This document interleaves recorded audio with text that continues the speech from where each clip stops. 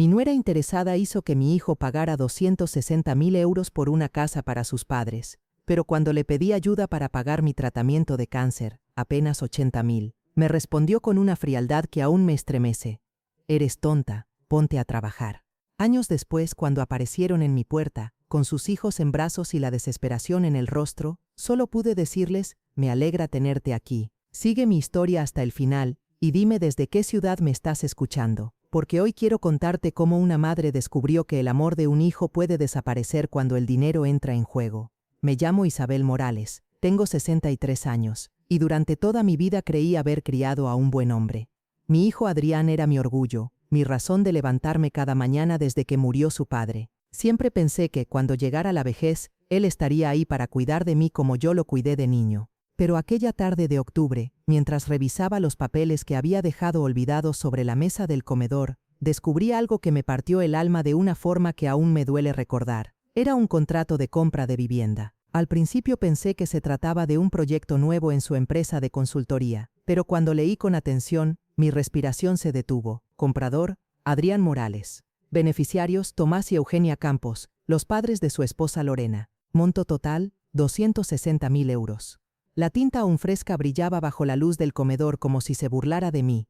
Mis manos temblaron. Mi hijo había comprado una casa frente al mar para los padres de su mujer, sin decirme una palabra. No me molestaba que los ayudara. No, lo que me destrozó fue la cifra. 260.000 euros. 3 veces más de lo que yo le había pedido hacía apenas 3 meses. Porque 3 meses antes, yo había salido del hospital con un diagnóstico que me cambió la vida. Cáncer de mama, dijo el médico con esa voz que se queda grabada en los huesos. Me explicó que había esperanza, pero que el tratamiento debía comenzar pronto y costaría alrededor de 80.000 euros. 80.000 para tener una oportunidad de seguir viviendo. Esa misma tarde fui a casa de mi hijo. Recuerdo el olor a colonia cara que siempre usaba su esposa, el sonido de los tacones de Lorena sobre el suelo de mármol, y la manera en que me miró cuando abrió la puerta. Su sonrisa se borró apenas me vio. ¿Qué quieres, Isabel?, preguntó sin invitarme a pasar. Tragué saliva, intentando mantener la calma. Necesito hablar con Adrián. Es importante. Está ocupado. Dímelo a mí y se lo transmito, dijo, cruzándose de brazos, con esa expresión de superioridad que siempre me incomodaba. Le conté con la voz temblorosa lo que había dicho el médico. Le expliqué que necesitaba ayuda, que era la primera vez que pedía algo así. Esperaba que mostrara algo de compasión, un gesto humano, pero lo que recibí fue una carcajada corta, casi burlona. 80.000 euros, repitió, alzando una ceja. ¿Y por qué tendríamos que pagártelos nosotros? Sentí un escalofrío. Soy la madre de Adrián, dije despacio, como si esa frase aún significara algo. Lorena soltó una risa amarga. ¿Sabes lo que acabamos de pagar por la casa de mis padres? No tenemos dinero tirado por ahí para gastarlo en caprichos. No es un capricho, es cáncer, susurré. Puedo morir si no recibo el tratamiento. Su expresión se endureció. Entonces trabaja, Isabel. A tu edad aún puedes hacer algo útil. Nadie es responsable de mantenerte. En ese instante sentí que algo dentro de mí se quebraba. No era solo la humillación, era la certeza de que mi vida no valía nada para ella, y que Adrián de alguna manera estaba de acuerdo. Me marché sin mirar atrás. Cada paso pesaba como plomo. Recuerdo haber bajado las escaleras con las manos heladas, sintiendo que la palabra madre había dejado de tener sentido. Esa noche no dormí. Escuché su voz una y otra vez, como un eco cruel. Ponte a trabajar. Y ahora, 3 meses después, sostenía en mis manos la prueba de que todo lo que me dijo era mentira. No era que no pudieran ayudarme, era que no quisieron hacerlo. Ellos valían 260.000, y yo no valía ni 80.000. Me senté junto a la ventana. Afuera, el sol se filtraba entre los edificios, iluminando la calle donde los niños corrían de camino a la escuela.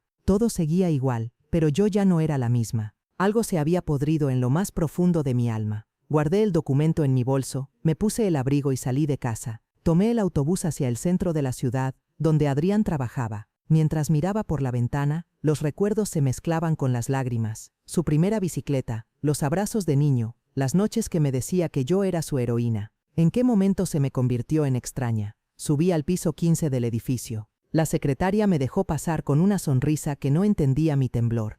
Adrián estaba frente a su ordenador, impecable, exitoso. Cuando me vio, su rostro se iluminó un segundo. Mamá, qué sorpresa. Saqué el contrato del bolso y lo dejé sobre su escritorio. Su sonrisa se apagó. ¿Qué es esto?, pregunté con voz baja, casi susurrando. Él miró el papel, luego a mí. Silencio. Pude ver el miedo en sus ojos, ese miedo del que sabe que no hay excusa posible. Mamá, es complicado, complicado. 260.000 euros no son complicados, Adrián. Son un número, y según tu esposa no los tienes para ayudarme a vivir.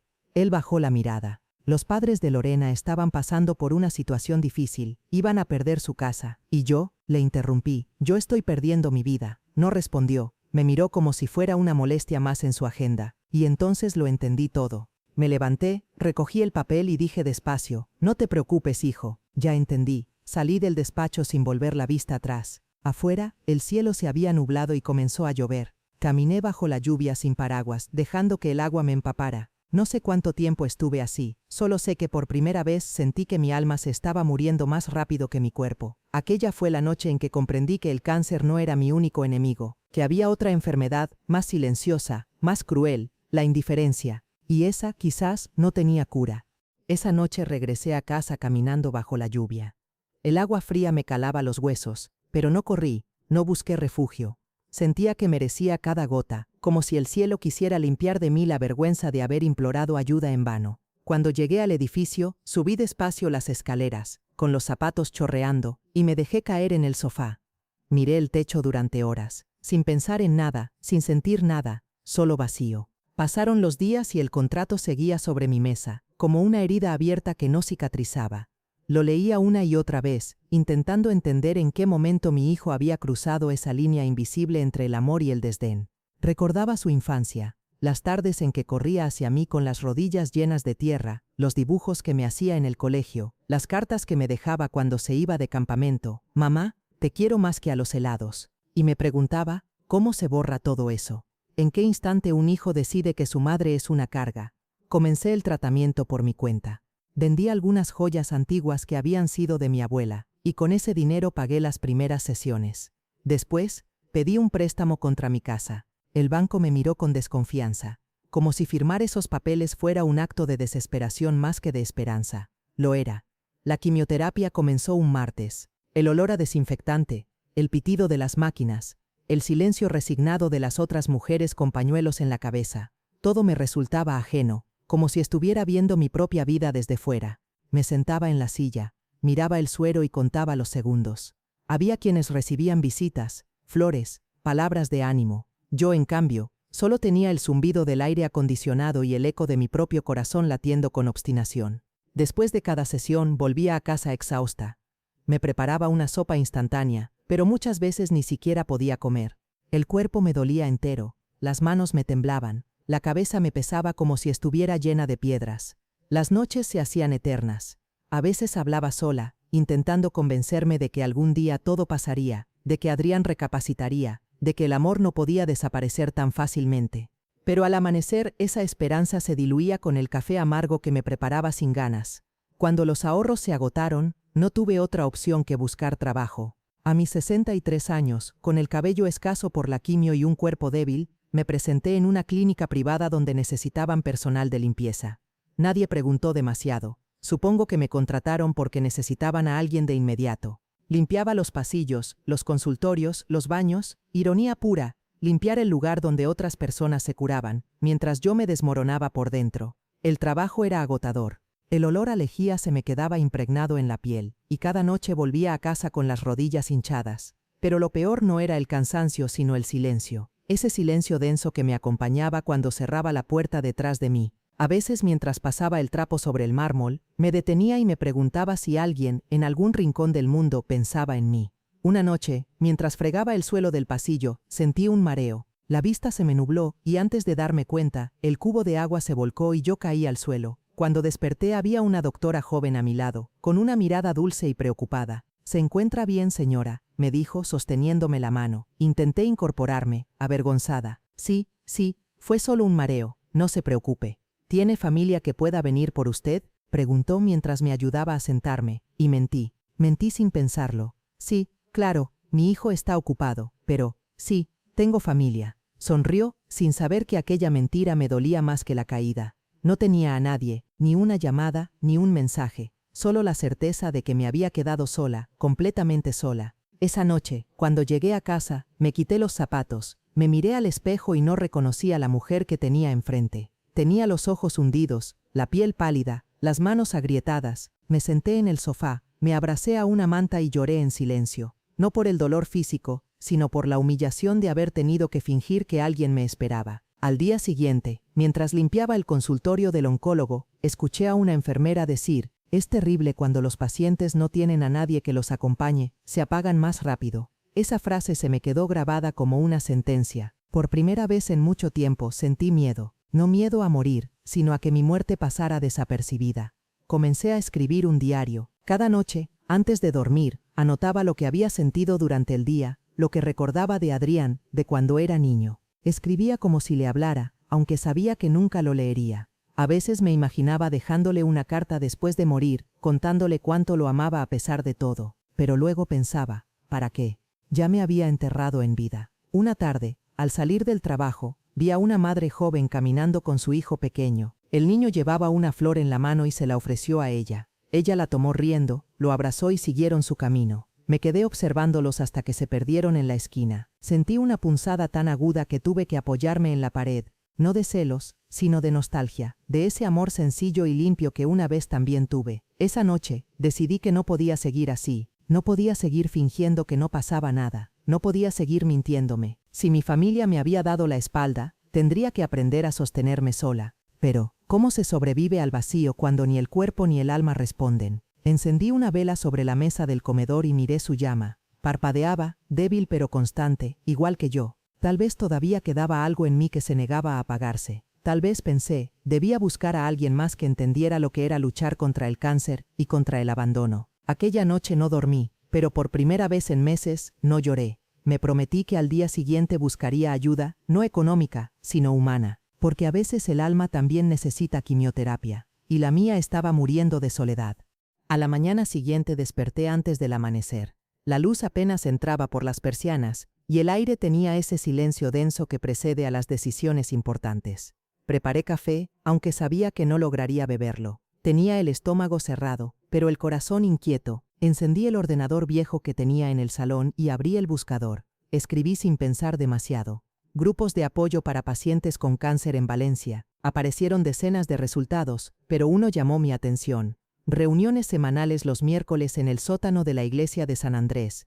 Grupo Esperanza. Dudé un instante. No era religiosa. Desde que murió mi marido, las iglesias me parecían lugares vacíos, llenos de promesas que ya no creía. Pero aquella palabra, esperanza, me retumbó en el pecho. Esa misma tarde, después del trabajo, tomé el autobús hacia el centro. Me dolía todo el cuerpo, pero una voz interna me empujaba a ir. Llegué 15 minutos tarde. Cuando abrí la puerta, un grupo de personas me miró en silencio. Había unas 12 sillas dispuestas en círculo. El olor a incienso y café recién hecho flotaba en el aire. Una mujer de cabello blanco me sonrió. «Adelante, querida, acabamos de empezar». Me senté en una silla cerca de la puerta, con las manos entrelazadas sobre el regazo. Una mujer hablaba de su tratamiento. Otra compartía cómo su hija le había conseguido una enfermera a domicilio. Yo las escuchaba con una mezcla de envidia y alivio. Había tanto calor humano en ese pequeño sótano que por un momento sentí vergüenza de mi propia soledad. Cuando llegó mi turno, el coordinador del grupo, un hombre calvo con una voz pausada, me miró con amabilidad. «¿Quiere contarnos algo sobre usted, señora?» Isabel, respondí apenas audible. «Bienvenida, Isabel. ¿Hace cuánto está en tratamiento?» 4 meses, dije. «Y estoy sola». El silencio que siguió fue distinto a todos los silencios que había conocido. No era un silencio de juicio, sino de respeto. Una mujer con un pañuelo azul me tomó la mano. «Todos hemos estado solos alguna vez», dijo, «pero aquí ya no». Sentí como algo en mí se aflojaba. Una tensión que había cargado tanto tiempo que ni sabía que existía. Y empecé a hablar. Les conté sobre Adrián, sobre Lorena, sobre el dinero, sobre las palabras que aún me dolían como si me las hubieran dicho ayer. Hablé sin parar, sin poder contener las lágrimas. Cuando terminé, había ojos húmedos por todo el círculo. Una mujer mayor, que luego supe que se llamaba Rosa, dijo con voz firme: «Eso no es amor, Isabel. No es amor de hijo, es manipulación disfrazada de respeto. Te hicieron sentir culpable por necesitar lo que cualquier madre merece, compasión». Asentí sin poder responder. «A mí también me abandonaron», añadió otra mujer, Teresa, una enfermera que luchaba contra un cáncer de ovarios. Mi hermana me dijo que no podía soportar verme enferma, que prefería recordarme como antes. Y yo también me sentí como tú. Pero con el tiempo entendí que la enfermedad no destruye los vínculos, solo los revela. Aquellas palabras me atravesaron. Solo los revela. Al salir del grupo esa noche, el aire frío de noviembre me golpeó la cara, pero sentí una calma nueva. Por primera vez en meses, no tenía miedo.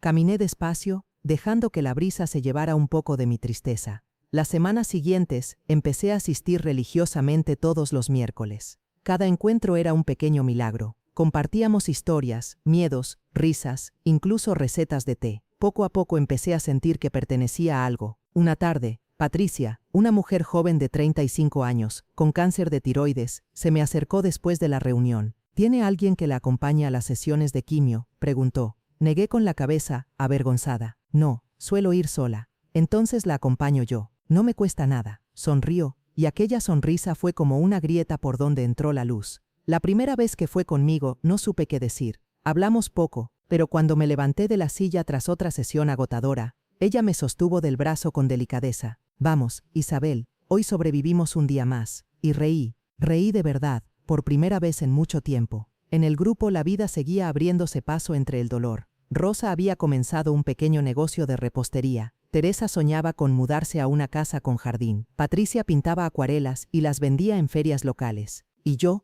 seguía viva, aunque no sabía aún para qué. Una noche, mientras escribía en mi diario, recordé las palabras de Teresa. La enfermedad revela quién eres y quiénes te rodean. Cerré el cuaderno y me quedé mirando mis manos, las mismas que habían criado a un niño, limpiado casas y sostenido agujas de suero. Me di cuenta de que esas manos seguían firmes, seguían vivas. Quizás el cáncer no vino a matarme, sino a despertarme. Decidí empezar a cuidar algo que no fuera solo mi cuerpo. Fui a una pequeña floristería del barrio y compré 3 macetas de lavanda. El aroma llenó mi casa. Cada mañana me levantaba a regarlas, y mientras lo hacía, pensaba en lo irónico que era. Había pasado meses marchitándome, y sin embargo ahora encontraba consuelo viendo florecer algo tan pequeño. Un miércoles, después de la reunión, Teresa me invitó a tomar café. Me contó que había decidido dejar de esperar que su familia la entendiera. Al principio duele, dijo, mirando su taza, pero cuando aprendes a vivir sin la aprobación de los demás, sientes una libertad que no conocías.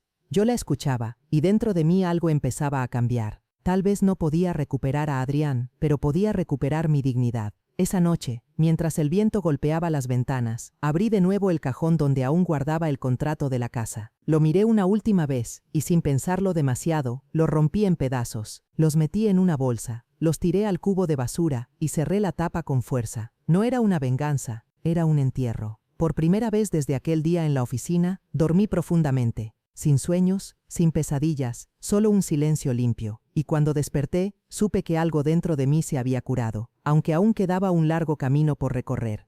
Las semanas se transformaron en meses, y poco a poco, el grupo del miércoles se convirtió en mi refugio.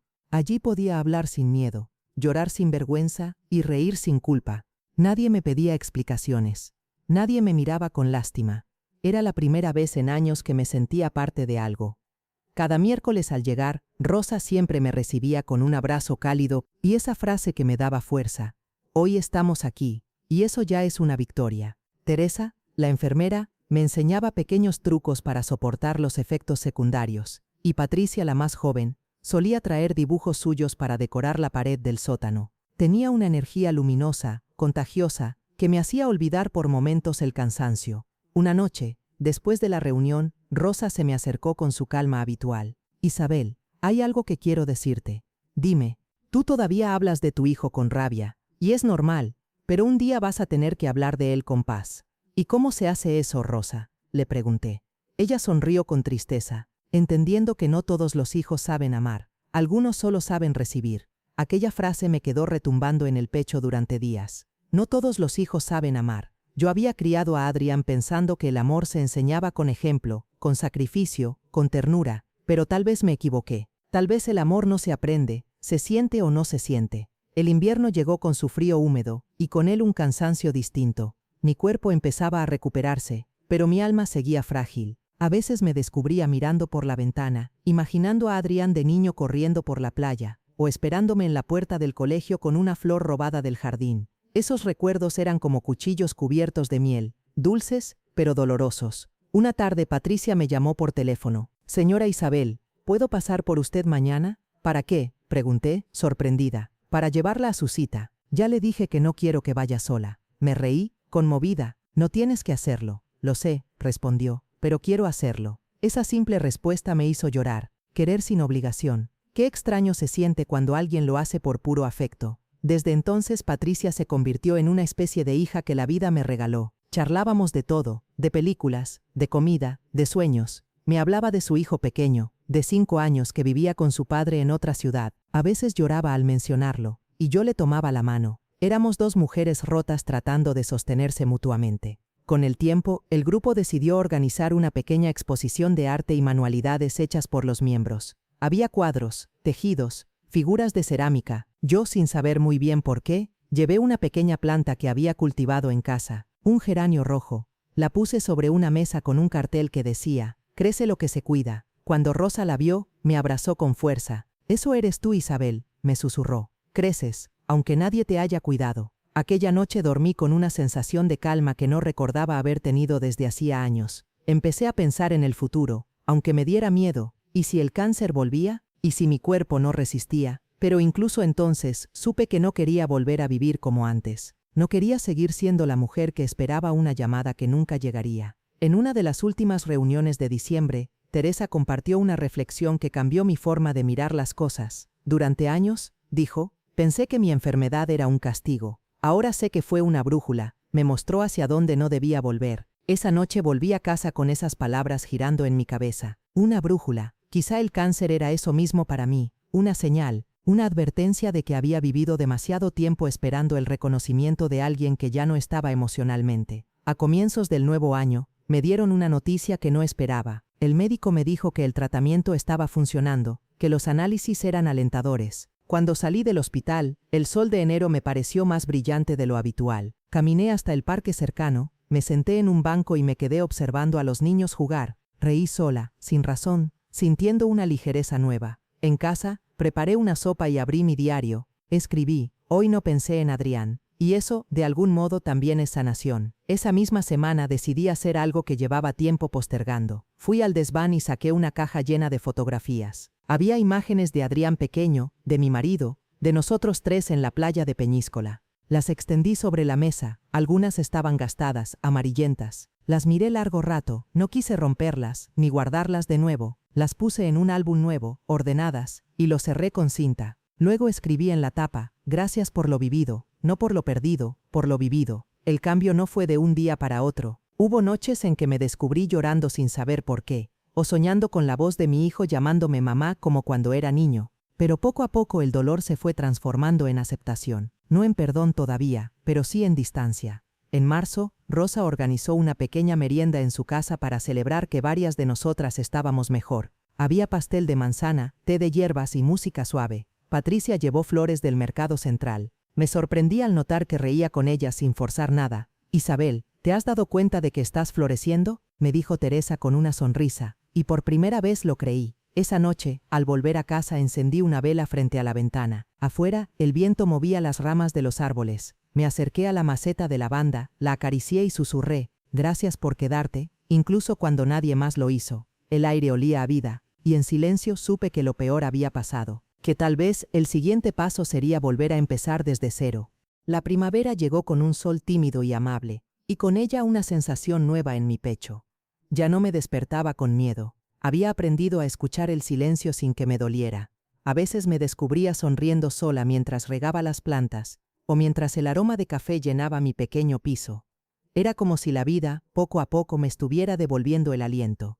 Una mañana, mientras revisaba el buzón, encontré una carta del banco. Mi préstamo estaba casi saldado. Había sobrevivido al cáncer y también a la ruina emocional. Me senté junto a la ventana y pensé, ¿y ahora qué? Había pasado tanto tiempo luchando por vivir que había olvidado cómo hacerlo. Ese día, Teresa me invitó a tomar café en el centro. Fuimos a una terraza llena de flores, y mientras el sol acariciaba la mesa, ella me dijo algo que cambió el rumbo de mis pensamientos. ¿Sabes, Isabel? Cuando el tratamiento termina, la mente se queda vacía. Pasamos meses sobreviviendo, y cuando la muerte se aleja, no sabemos hacia dónde caminar. Asentí. Era exactamente lo que sentía. ¿Y qué haces tú?, le pregunté. He decidido mudarme a una casa con jardín. Siempre quise tener flores, pero nunca tuve tiempo. Nos reímos. Pero aquella conversación plantó una semilla en mí. Esa noche, me quedé observando mis plantas. Las pequeñas lavandas que había cuidado desde los días más oscuros, estaban llenas de brotes nuevos. Y de pronto lo supe.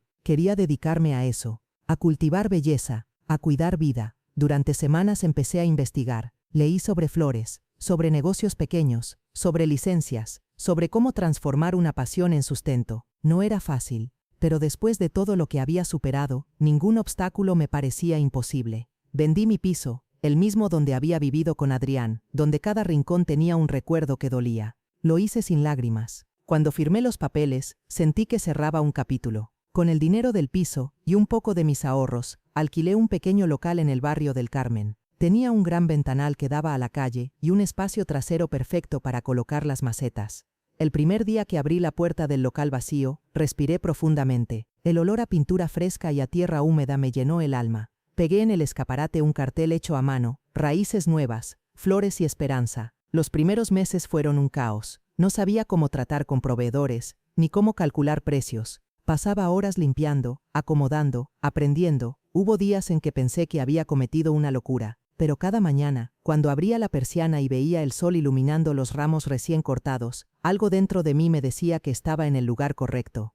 Rosa fue mi primera clienta. Llegó una mañana con su sonrisa serena y me pidió un ramo de tulipanes para su nieta. «Tu tienda huele a paz», me dijo mientras pagaba. «Se nota que cada flor tiene tu alma». Después vino Teresa, con su nuevo jardín lleno de vida, y me encargó plantas para su patio. Patricia trajo a sus amigas del taller de pintura, y cada una compró algo. Poco a poco la tienda se fue llenando de rostros conocidos, de risas, de historias. Una tarde, mientras arreglaba un ramo, un hombre mayor entró con paso torpe. Llevaba un sombrero y una mirada cansada. «Busco algo para pedir perdón», me dijo. «¿Flores o palabras?», pregunté. «Ambas», respondió con una sonrisa triste. Le preparé un ramo de lirios blancos. Mientras lo hacía, él me contó que había pasado años sin hablar con su hija, y que ahora quería recuperar el tiempo perdido. Cuando se fue, me quedé mirando el ramo que había dejado un pétalo caído sobre el mostrador. Pensé en Adrián, en cómo la vida a veces te devuelve los espejos que necesitas para entenderte. 5 años pasaron sin noticias suyas.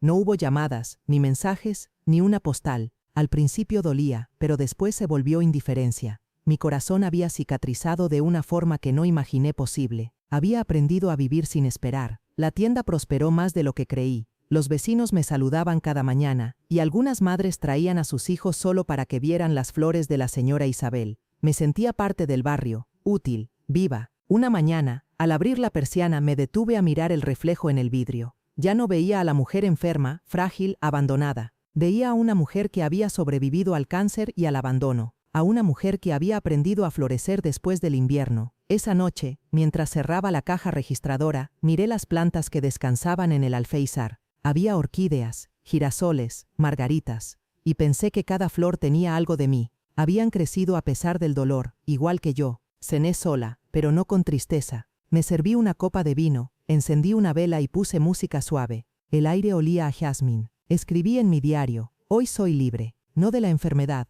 sino de la necesidad de que me quieran». Esa frase me hizo llorar, pero eran lágrimas dulces, porque entendí que el amor más profundo que había encontrado era el mío propio. Los días siguientes fueron tranquilos, llenos de rutina y pequeñas alegrías, hasta que una mañana de otoño, mientras regaba las orquídeas nuevas, sonó el timbre de la tienda. Me giré, esperando ver a un cliente más, pero al mirar hacia la puerta, el aire se me congeló. Allí estaba él, Adrián. Tenía la ropa arrugada, el rostro envejecido, los ojos hundidos. A su lado, Lorena sostenía a un bebé, y otro niño pequeño se aferraba a su pierna. Detrás de ellos, un coche viejo con las puertas abolladas. El tiempo pareció detenerse. Mis manos aún sostenían la regadera. Nadie habló durante unos segundos eternos. «Mamá», dijo Adrián con la voz quebrada, «necesitamos hablar contigo». Sentí un temblor en las piernas. Me apoyé en el mostrador. Los miré sin moverme. Lorena tenía el cabello desordenado, los ojos enrojecidos. Por primera vez, no había soberbia en su mirada. «Por favor», susurró ella, «¿podemos pasar?». El corazón me latía con fuerza, como si quisiera escapar de mi pecho. 5 años de silencio, 5 años de olvido, y ahora estaban ahí, de pie, pidiendo entrar. Respiré hondo y respondí con la voz más serena que pude. «¿Para qué?». Adrián bajó la mirada. Estamos en problemas, mamá, grandes problemas. No dije nada, solo me quedé mirándolos, intentando reconocer a la familia que alguna vez soñé tener. Y por primera vez, sentí que la historia aún no había terminado, que estaba a punto de comenzar el capítulo más difícil de todos. El silencio se hizo tan denso que podía oír el latido de mi propio corazón. Durante unos segundos solo miré a mi hijo, a ese hombre que había criado, que había visto reír, tropezar, enamorarse, y que ahora parecía una sombra del joven orgulloso que un día me había dado la espalda. Adrián se pasó una mano por el cabello, un gesto nervioso que no le veía desde que era niño. Mamá, la empresa quebró. Perdimos todo. La casa, los coches, no tenemos dónde vivir. Lorena bajó la mirada. Su voz salió apenas como un hilo de aire. Estamos durmiendo en el coche con los niños. No tenemos a quién acudir. Por un momento, no supe qué decir. Mis ojos se movieron entre ellos, y luego a los dos pequeños, los nietos que solo conocía por fotografías. Uno tenía unos 3 años, con los rizos desordenados y una mirada curiosa. El bebé, en brazos de Lorena, dormía sin saber la tormenta que lo rodeaba.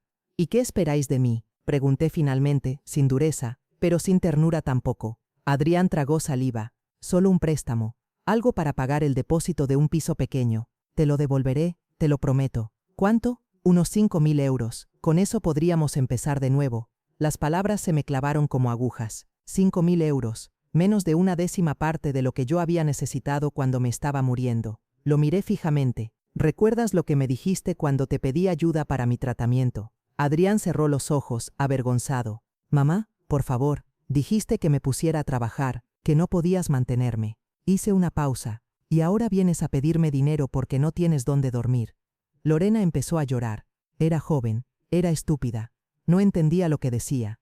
Te juro que lo siento. Lo siento no cura las heridas que dejasteis. Respondí con voz baja. No me morí, ¿sabes? Ni del cáncer, ni de la tristeza. Pero sí aprendí a vivir sin vosotros. Adrián cayó de rodillas frente a mí. Sus manos temblaban. Mamá, te lo ruego. No lo hagas por mí. Hazlo por ellos. Por tus nietos. Mi corazón se encogió. Miré a los niños. El mayor me observaba con ojos grandes, sin comprender nada. En su inocencia, había algo tan puro que me dolió el alma. Respiré hondo. Esperad aquí, dije finalmente. Entré en la trastienda y cerré la puerta. Me quedé unos minutos quieta, mirando mi escritorio, mi chequera, mis flores. Mis manos temblaban mientras abría el cajón. Saqué un bolígrafo y escribí un cheque. Primero de 5.000, luego lo rompí. Escribí otro de 10, también lo rompí. Finalmente escribí uno de 15.000. Lo firmé. Lo miré unos segundos. Respiré profundamente y salí. Adrián levantó la vista al verme. Sus ojos brillaban con desesperación. Le tendí el cheque. Aquí tienes. Él lo tomó con manos temblorosas. Mamá, esto es más de lo que pedí. Es suficiente para que encontréis un lugar digno, para que esos niños duerman en una cama. Lorena sollozó. Gracias, Isabel. No sabes lo que esto significa. Sí lo sé, respondí, y mi voz sonó tranquila. Significa que ahora podéis empezar de nuevo, pero quiero que entendáis algo. Este dinero no viene con condiciones, ni con expectativas. Adrián frunció el ceño. ¿Qué quieres decir? Que os lo doy por los niños, no por vosotros. No porque os quiera en mi vida, sino porque ellos no tienen la culpa de vuestras decisiones. El silencio volvió, espeso, cortante. Pero mamá, intentó decir Adrián, somos familia. Lo miré directamente a los ojos. No, hijo, familia no es quien comparte sangre. Familia es quien no te abandona cuando más lo necesitas. Lorena empezó a llorar otra vez, más fuerte. Podemos cambiar, podemos hacerlo mejor. Tal vez, respondí, pero yo ya no necesito que cambiéis. Aprendí a vivir sin vuestro amor. Adrián se llevó las manos al rostro. No digas eso, por favor, digo la verdad. Durante 5 años lloré cada noche. Me pregunté qué hice mal, por qué mi hijo me veía como una carga. Y un día entendí que no hice nada mal, que simplemente di amor a quien no sabía recibirlo. Me acerqué a él. Te perdoné hace mucho tiempo, Adrián. Pero perdonar no significa volver atrás. Lorena me miraba como si no entendiera. Entonces, ¿no quieres ver a los niños? No, respondí suavemente. Son vuestros hijos. Cuidadlos. Enseñadles a no repetir vuestros errores. Adrián se puso de pie, con los ojos húmedos. Nunca más vas a querer saber de nosotros. Suspiré. Os deseo lo mejor, de corazón. Pero no puedo abrir otra vez la puerta a quienes me cerraron la suya cuando yo me estaba muriendo. Hubo un silencio largo. El bebé empezó a llorar, rompiendo la quietud. Lorena lo acunó sin mirarme. Adrián dobló el cheque con cuidado, lo guardó en el bolsillo y asintió lentamente. Gracias, mamá. No sé cómo agradecerte esto. No lo hagas, le respondí. solo úsalo bien. Dio un paso hacia mí, como si quisiera abrazarme, pero me aparté suavemente. No, Adrián, no lo hagas, no ahora. Él bajó los brazos, derrotado. Te amo, mamá. Lo sé, le dije, pero a veces el amor no basta. Los vi salir por la puerta. Lorena llevaba al bebé. Adrián cargaba al niño pequeño. Caminaban despacio hacia el coche viejo. El aire olía a tierra mojada. Cerré la puerta y me quedé apoyada en ella unos segundos, temblando. Luego miré mis orquídeas, brillando al sol de la tarde. Cogí la regadera, la levanté y empecé a cuidarlas con calma. Cada gota que caía sobre la tierra era una lágrima que no necesitaba derramar. Por primera vez en mi vida, me sentí completamente en paz. Ya no tenía que demostrar nada. Ya no tenía que suplicar amor. Lo había entendido al fin. El amor verdadero también puede consistir en dejar ir. Y esa tarde, entre flores y silencio, me di cuenta de que mi historia había encontrado su final. O tal vez su verdadero comienzo. El sol de la tarde se filtraba por los ventanales de la floristería, tiñendo todo con un resplandor dorado. Las orquídeas parecían respirar a la par que yo, vivas, serenas, hermosas. El silencio después de la despedida era tan profundo que casi podía escucharlo expandirse entre las paredes. Me quedé un rato mirando hacia la calle vacía. Pensé en cómo había comenzado todo, el contrato, las humillaciones, las noches de fiebre, la soledad, la rabia. Era como si todo hubiera ocurrido en otra vida. Y en cierto modo, así era. La Isabel que una vez tembló ante la voz de su nuera ya no existía. Había muerto junto con las células enfermas. La que seguía en pie era otra mujer. Encendí la pequeña radio de la tienda. Una melodía suave inundó el aire, y me descubrí sonriendo. Tenía paz. Una paz que no venía del olvido, sino de la comprensión. Recordé a Rosa, la primera en decirme que el cáncer no había venido a destruirme, sino a mostrarme la verdad. Tenía razón. La enfermedad me había despojado de lo que era falso, de las apariencias, del miedo, de las relaciones huecas. Había sido mi espejo más brutal y a la vez mi mayor maestra. Esa noche, cuando cerré la tienda, caminé despacio por las calles adoquinadas del barrio. El aire olía a pan recién hecho y a primavera. Pasé por la iglesia donde se reunía el grupo de apoyo. Las luces del sótano estaban encendidas. Me detuve frente a la puerta. Podría haber entrado, pero no lo hice. Ya no necesitaba hablar del pasado. Ya no necesitaba sanar. Sin embargo, sí necesitaba agradecer. Entré unos minutos. Dentro, el ambiente era cálido y familiar. Rosa seguía allí, sentada en el mismo lugar de siempre, con una manta sobre las piernas. Cuando me vio, abrió los brazos y sonrió. Sabía que volverías. Nos abrazamos largo rato, sin palabras. ¿Cómo estás, Isabel?, preguntó, con esa voz suya que sonaba siempre a hogar. Viva, Rosa. Estoy viva, y en paz. Le conté, sin demasiados detalles, lo que había ocurrido. Ella escuchó sin interrumpir, y cuando terminé, me tomó de las manos. Lo hiciste bien, dijo. No se trata de venganza, se trata de equilibrio. Les diste lo que necesitaban, sin perderte a ti misma. Eso es fortaleza. Sus palabras me hicieron llorar, pero eran lágrimas limpias, ligeras, de alivio. Antes de irme, Rosa me miró con ternura. ¿Sabes? Las flores y las personas tienen algo en común. Crecen solo cuando dejan de luchar contra la oscuridad. Esa frase me acompañó durante días. Pasaron las semanas, y la vida continuó. La floristería prosperaba. Los clientes habituales se habían vuelto amigos. Algunos me confiaban sus secretos, otros sus alegrías. Había parejas jóvenes que compraban flores para reconciliarse, ancianos que llevaban ramos al cementerio, niños que se quedaban embobados mirando los girasoles. Una tarde, mientras preparaba un encargo grande para una boda, entró Patricia con una sonrisa radiante. Isabel, no sabes lo que tengo que contarte. ¿Qué pasa, cariño? Los resultados. Estoy en remisión. La abracé con fuerza, riendo y llorando a la vez. Te lo dije, Patricia, eres más fuerte de lo que crees. Celebramos con pastel y té en la trastienda. En medio de las risas, Patricia me miró con los ojos brillantes. Tú me enseñaste algo que nunca olvidaré, dijo, que cuando la vida te arranca lo que amas, puedes plantar algo nuevo y hacerlo florecer. No supe qué decir. Solo la abracé, y comprendí que sin quererlo, mi historia se había convertido en una semilla para otras. Aquella noche, al cerrar la tienda, encendí una vela frente al ventanal. Afuera, el mundo seguía su curso, los coches, las voces, las luces de los bares. Dentro, solo yo y mis flores, y no me faltaba nada. Tomé mi cuaderno, aquel donde había escrito mis pensamientos durante los años más duros. Lo abrí en una página en blanco y comencé a escribir. He perdonado, no porque lo merezcan, sino porque merezco paz. He soltado, no porque olvide, sino porque ya no quiero cargar con lo que pesa. Y he aprendido que la familia no siempre nace de la sangre. A veces florece entre desconocidos que deciden cuidarse. Dejé el bolígrafo sobre la mesa y sonreí. Sentí que esa frase era el cierre perfecto para una vida nueva. El timbre del teléfono interrumpió el silencio. Era un número desconocido. Dudé en responder, pero finalmente contesté. Sí, una voz infantil respondió del otro lado. Abuela, soy Leo. Me quedé helada. ¿Quién te dio este número?, pregunté suavemente. Papá, solo quería decirte que tengo un jardín en la escuela y planté una flor con tu nombre. Las lágrimas me llenaron los ojos. Gracias, cariño, dije con la voz quebrada. Cuídala mucho, ¿sí? Sí, abuela, siempre. La llamada se cortó. Me quedé unos segundos con el teléfono en la mano, temblando. No necesitaba más. Esa pequeña voz había cerrado un círculo invisible. Miré alrededor, las flores, la luz, la calma, y supe que la vida, con toda su dureza, también sabía ser justa. Esa noche dormí profundamente. Por primera vez en mucho tiempo, sin miedo, sin tristeza, solo con gratitud, porque entendí que el perdón verdadero no se dice, se vive. A la mañana siguiente, el sol entraba suave por las ventanas del taller. Las flores se mecían con la brisa, y el olor a tierra mojada llenaba el aire. Preparé mi café como cada día, con calma, escuchando el murmullo de la ciudad que despertaba. Pero esa mañana todo se sentía distinto, más liviano, más completo. Mientras colocaba las macetas en el escaparate, pensé en todo lo que había vivido. En la mujer que fue humillada, en la que se arrastró pidiendo ayuda, en la que lloró en soledad. Y luego pensé en la mujer que había renacido, fuerte, serena, con raíces firmes y flores en el alma. El teléfono sonó y esta vez no dudé en responder. Era Adrián. Su voz sonaba calmada, cansada, pero sincera.